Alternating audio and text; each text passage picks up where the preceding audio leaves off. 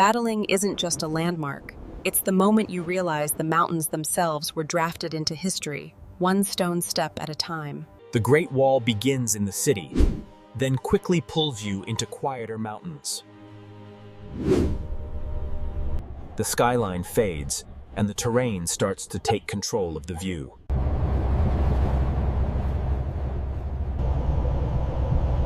The landscape turns rugged, exactly the kind of place a wall would choose. The air changes here, cooler, drier, and full of anticipation. Badaling is famous, meaning the world arrives with you. Modern access, ancient destination. One beep, and you're in.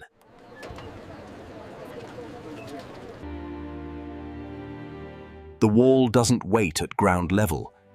It calls from above. The climb starts immediately. Badaling wastes no time. Up close, the wall looks less like a symbol and more like work, stone by stone. The wall turns the landscape into a gallery, one frame after another. Every tower becomes a small finish line until you notice the next one.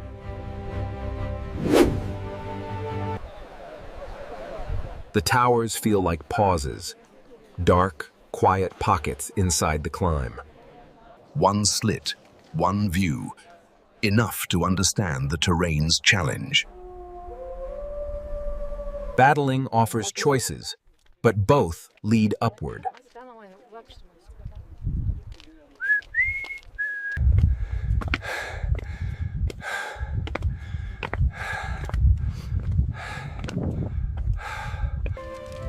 You touch it and feel the temperature of history, cold and real. This is the moment the Great Wall becomes a landscape, not a building. The wall teaches pacing. Climb, pause, look, climb again. Up here, the wind becomes part of the architecture. The wall sits where the terrain is hardest, because that's where it mattered.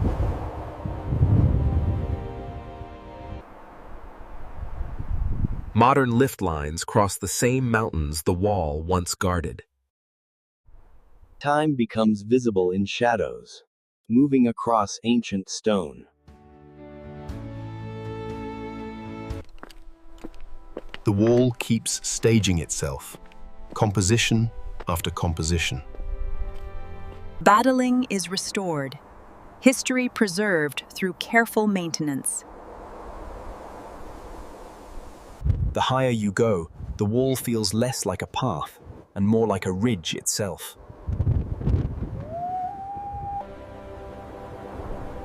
Turning around reveals the true length, effort made visible. Even modern additions feel temporary against this much stone. Badaling is popular for a reason, and that popularity shapes the experience. Step away from the bottlenecks, and the wall starts to breathe. Each tower looks simple until you imagine it alive with purpose. The towers feel like lungs, spaces where the wall holds its breath. The architecture is blunt and practical, built for sightlines and endurance. From up here, the wall looks less human and more like geology. Badaling's weather is a character, always in the shot.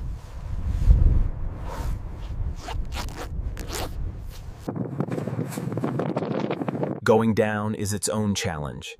Control matters more than speed. Technology offers shortcuts, but the wall still demands respect from every angle. The south side can feel calmer. Same wall, different rhythm.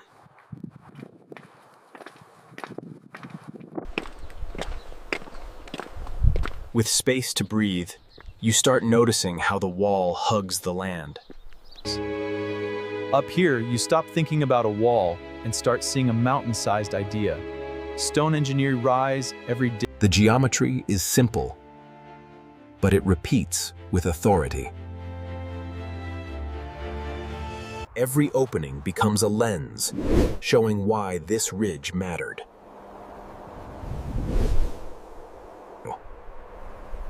The path is constrained by design, movement controlled by stone. The map looks simple until you match it to the terrain.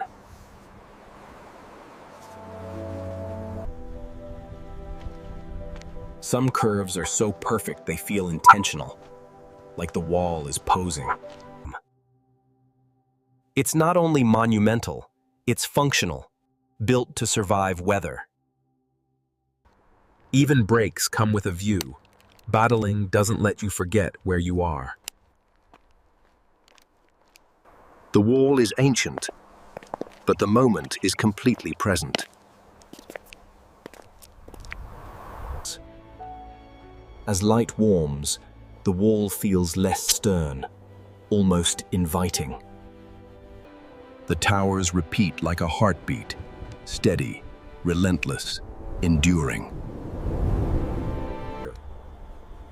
The wall records motion in small ways: sound, dust, and rhythm. The descent feels like re-entering the modern world. After walking the wall, you want context, names, dates, and scale. The map turns your walk into a chapter of something much larger. Miniature or massive, the design language stays the same. Function first. Information helps, but the wall still speaks best in silence and wind. The Great Wall becomes portable, shrunk into objects you can hold. Yes. After the climb, even a simple snack feels like celebration. Distance reveals the wall's true trick, how it becomes part of the mountains.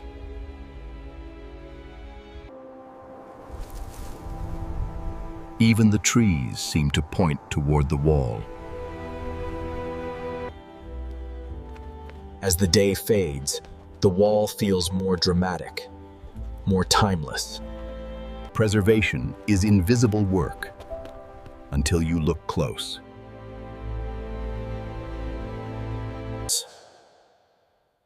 When the crowd thins, the wall's mood changes completely.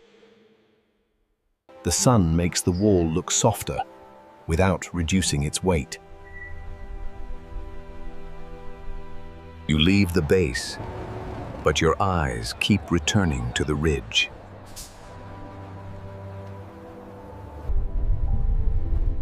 The day ends the way it began, movement, but with heavier memories. The wall disappears behind you, but the ridgeline shape stays in your mind. You try to capture it, then realize the scale never fits the frame. The modern world returns quickly, almost too quickly.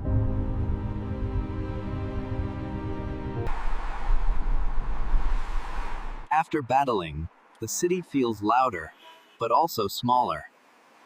The body feels the wall later, when you finally stop moving.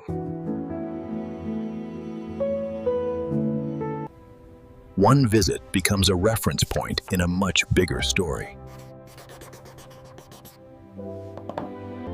The strongest moments are often quiet.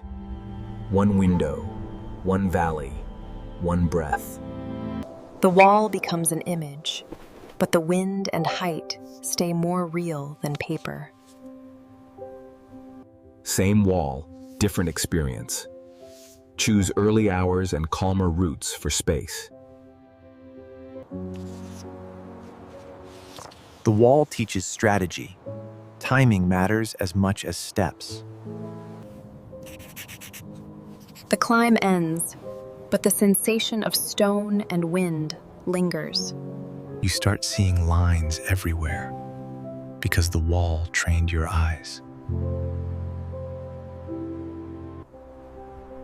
The wall returns in memory, like a landscape you can't fully leave.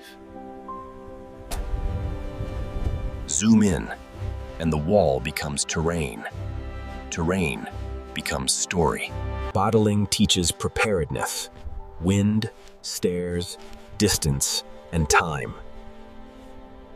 The curve is what stays, proof that stone can follow a mountain's logic.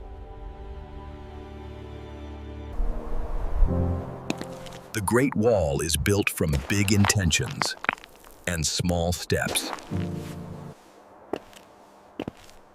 When people leave the frame, the wall feels even bigger.